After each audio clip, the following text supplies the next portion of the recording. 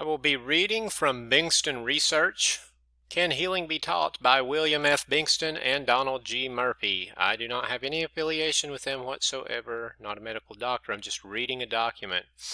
I may get tongue-tied, but that's okay. The recent explosion of opportunities and interest in learning to heal has not been accompanied by sufficiently convincing empirical data to show that healing is teachable. We explore selected examples of teaching modalities and outline their general ethos. 5 empirical criteria necessary to demonstrate teachability are outlined. We suggest that no research to date, including a previous claim by one of us, WFB, has surmounted the difficult obstacles that need to be overcome to make such a claim.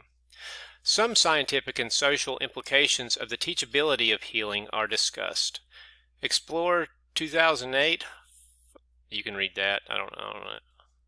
Introduction. The last decade or so has seen a virtual explosion of interest and research into what is now commonly known as energy healing. By this time, it should be apparent that a reasonably dispassionate analysis of the evidence for this type of healing will result in at least some acceptance of its reality.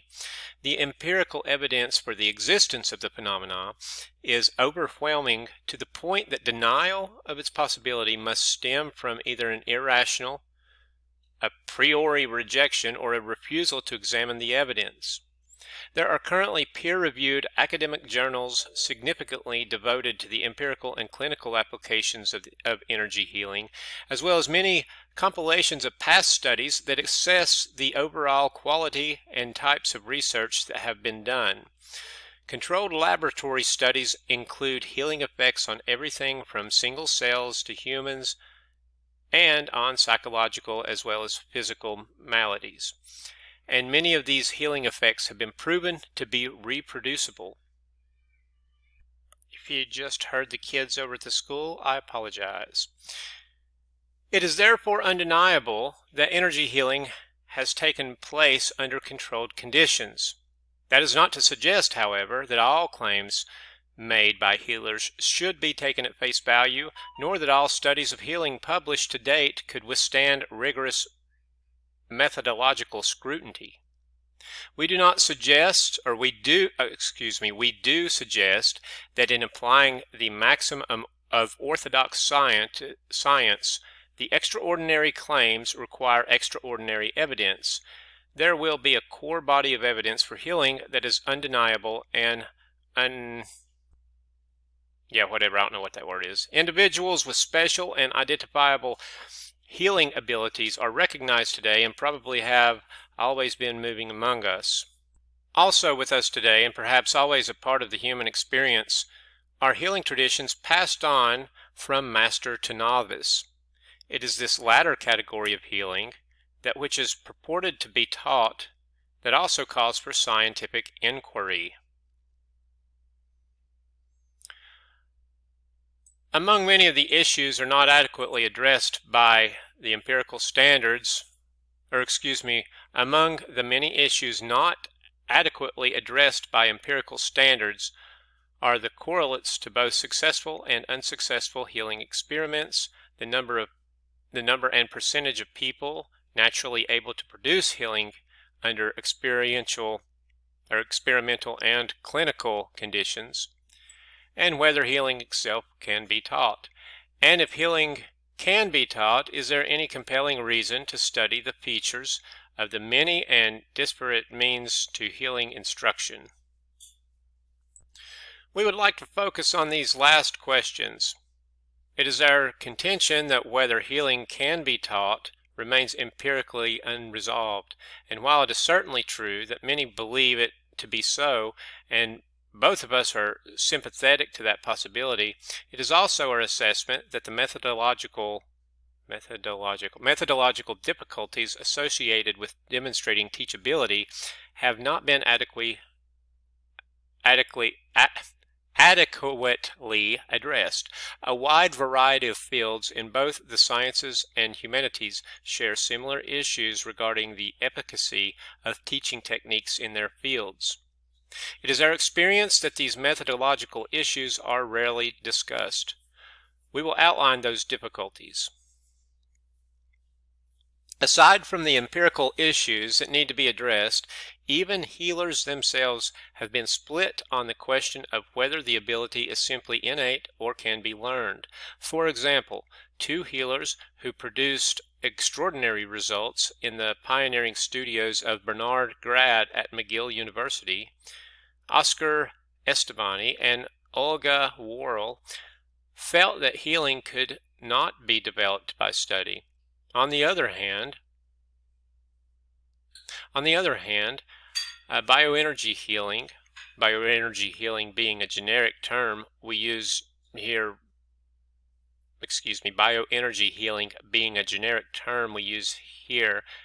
capitals to refer to the method taught by Margaret and this other person here, and this person here, Reiki and therapeutic. Oh, actually, I went to one of these things. I don't know how to pronounce it, but it was at the Conscious Life Expo in LA in 2020.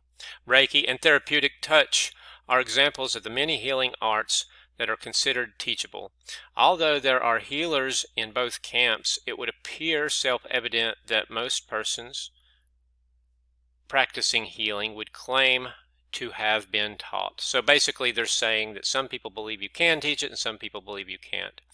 Teaching groups and techniques. Of major interest is the widespread proliferation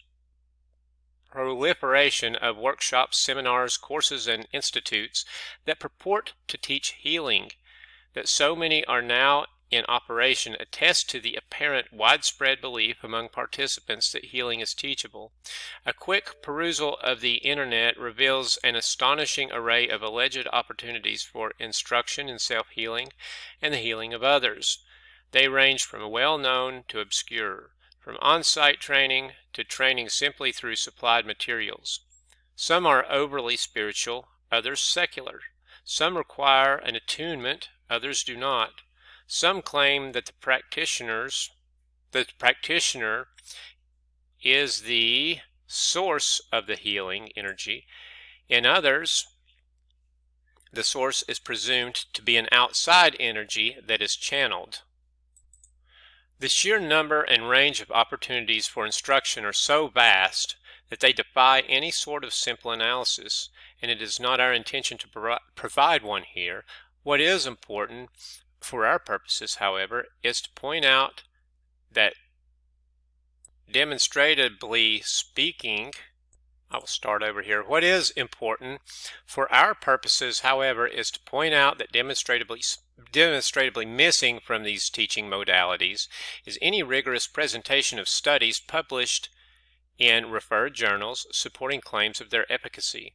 And it would certainly be interesting to know whether the distinctions and differences portrayed by the various modalities are centrally important or are simply expressions of their history and tradition that overlie common mechanisms. Selected examples. Some examples might be helpful. One of us, DGM, has received training in and practiced numerous healing arts. These include direct experience with bioenergy healing, I don't know how to say that, Reiki, and indirect experience with therapeutic touch in Table 1. And you can see Table 1 right here.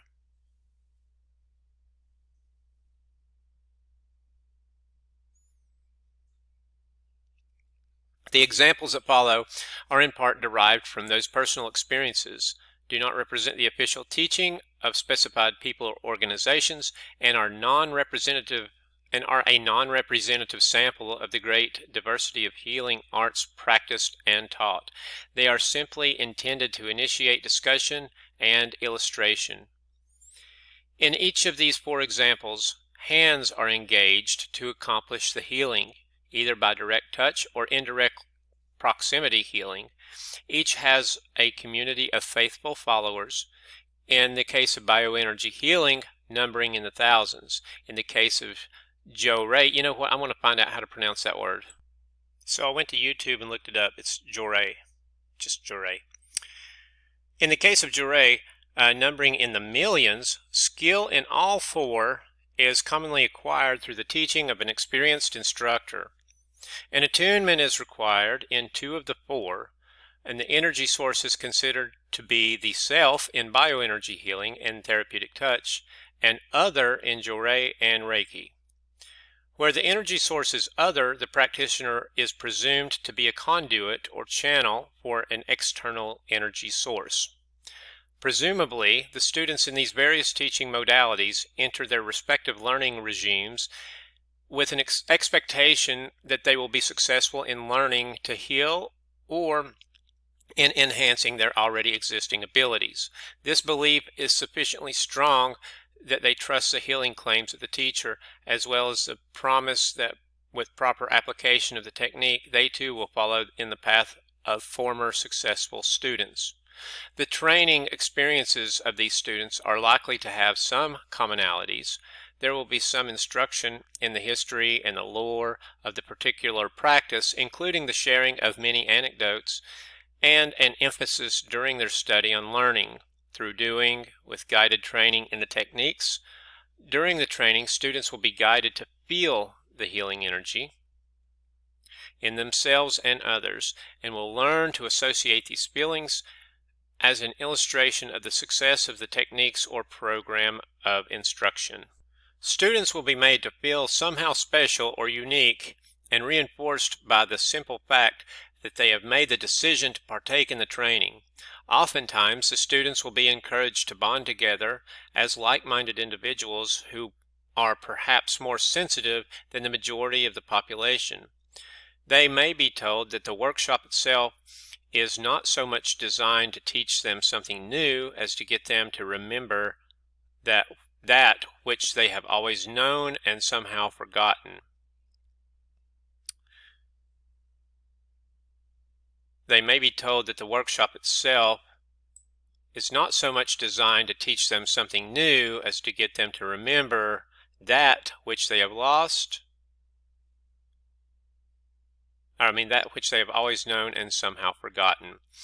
The workshop/training will then be designed to awaken them to their true nature, and although competing techniques and teaching modalities will sometimes be acknowledged, there will be an articulation of the uniqueness of the particular method being taught. Of course, there will be variation in style. Sometimes there will be an emphasis on the founder and lineage of the master, example in Jorei and Reiki. Yet regardless of the methods used, there likely will be some percentage who self-select out of the initial training, presumably because they were not drawn to the techniques or received insufficient reinforcement after the training, or simply did not perceive sufficient personal gain to continue.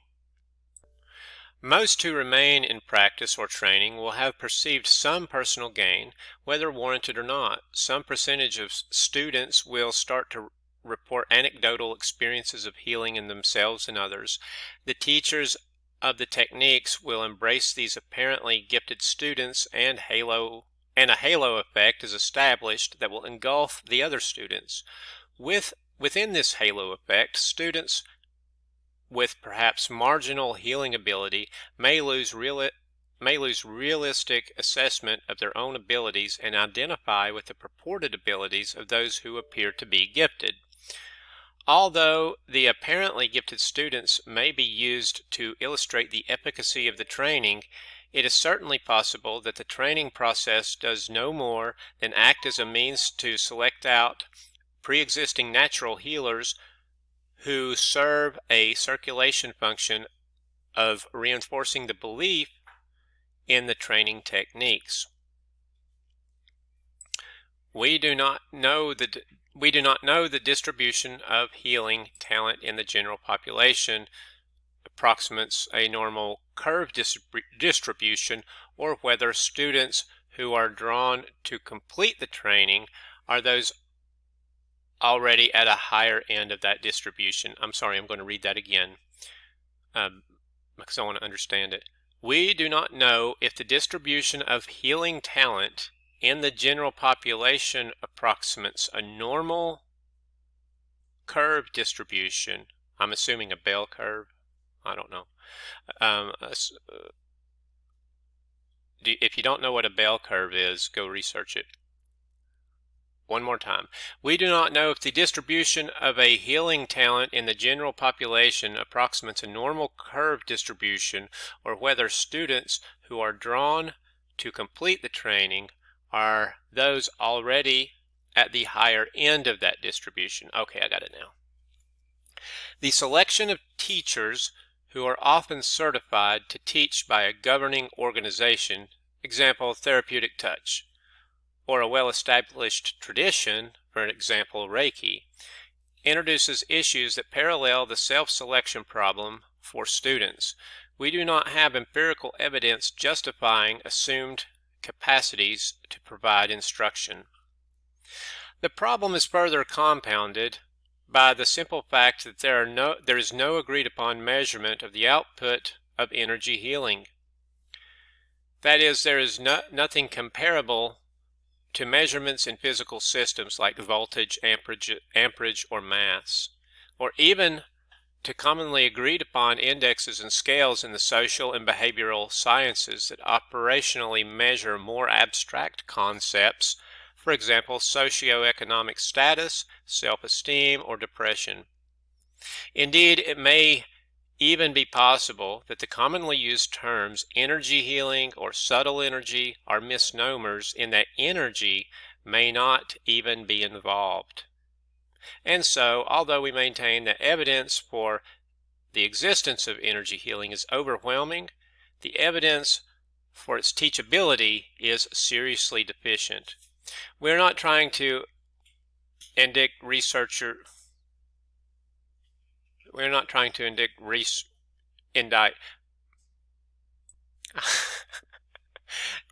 indict. We're not trying to indict researchers. We are simply suggesting that despite the widespread anecdotal claims, there has not been adequate testing to date. We're not claiming that healing cannot be taught. Indeed, we suspect that it can. We are claiming that there is not sufficient empirical evidence to decide. Both authors have taught healing techniques to various groups for a number of years. Criteria for the empirical demonstration that healing can be taught. To empirically resolve the question, at least 5 conditions or concerns must be addressed. Number 1, the evidence must be collected under controlled experimental conditions. Simply put, anecdotes are interesting and perhaps suggestive, but they are not sufficient. Following established experimental protocol, it is preferred that data analysis be performed by disinterested specialists. Number 2, there must be an empirically measurable effect of healing regardless of the subjects used. If the subjects are human, it is preferable that there be objective indicators, for example, blood counts, tumor size, though the indicators could include subjective reports of improved health and well-being, as long as they are done under controlled experimental conditions. Until someone finds a direct measurable output for healing, it is probably even better that the demonstrated healing effect be measured in animals, plants, or simple organisms. Researchers would be well served with a simple, unambiguous, reproducible model that would demonstrate healing. Number 3, the experiments must include a pre-design and a post-design to illustrate the effect of the training. Simply noticing that those who have completed the training have demonstrated healing is inefficient to conclude that the healing was actually due to that training. As previously speculated, it may be that there is a normal distribution of healing ability in the general population, and people who self-select to attend the workshop or training are those already at the higher end. If the teaching techniques have validity, there should be demonstrated improvement in the healing ability. Perhaps it will be found that certain teaching techniques are differentially successful with varying levels of ability. Number 4, The experimental design must control for such factors as practice effects and ordinary regression effects if, for example, healing ability simply improves with practice in a pre-design and post-design in a pre-design and post-design.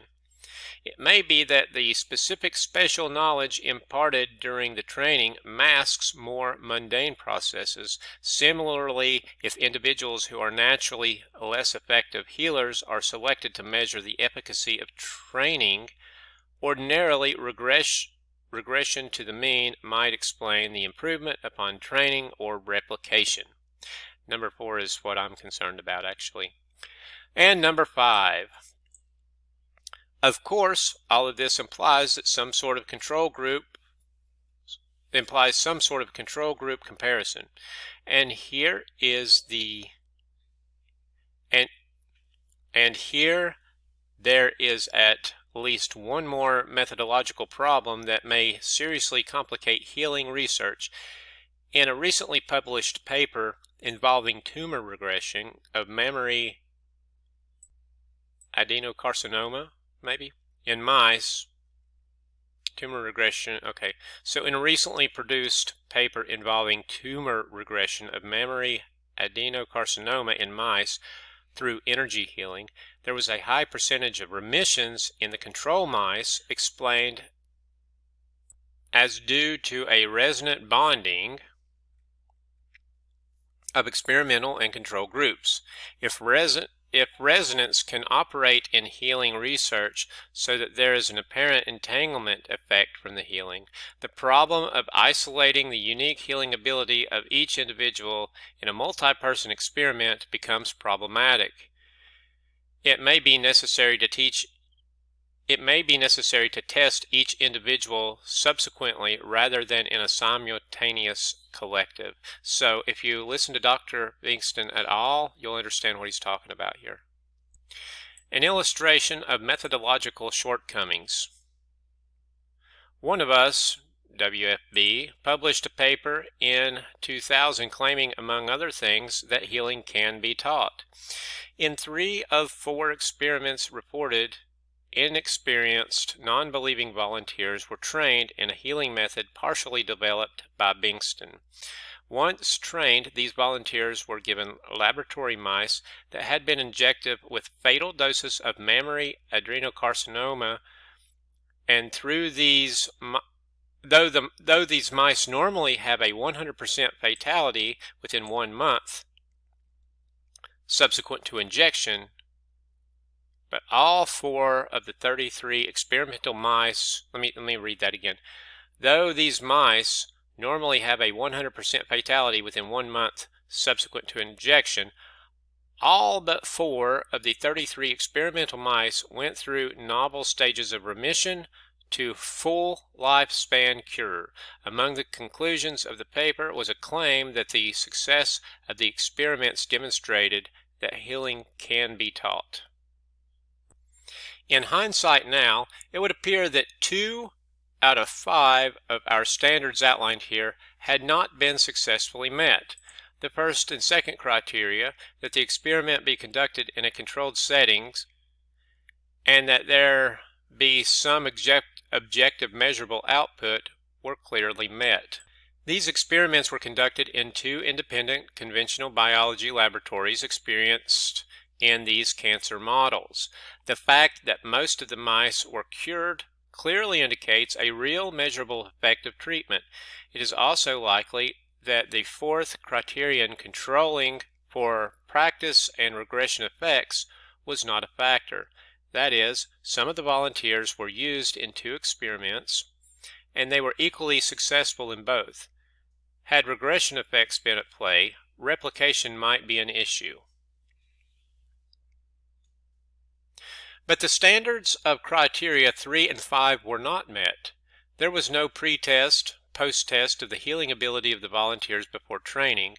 It is possible, though perhaps not likely, that the dozen volunteers selected for inclusion were inadvertently chosen with some unconscious recognition that they had already possessed healing ability. Without a pre-test, there is simply no way to tell whether the techniques enhanced their ability. The fifth criterion, controlling for resonance effects, poses the most difficult problem.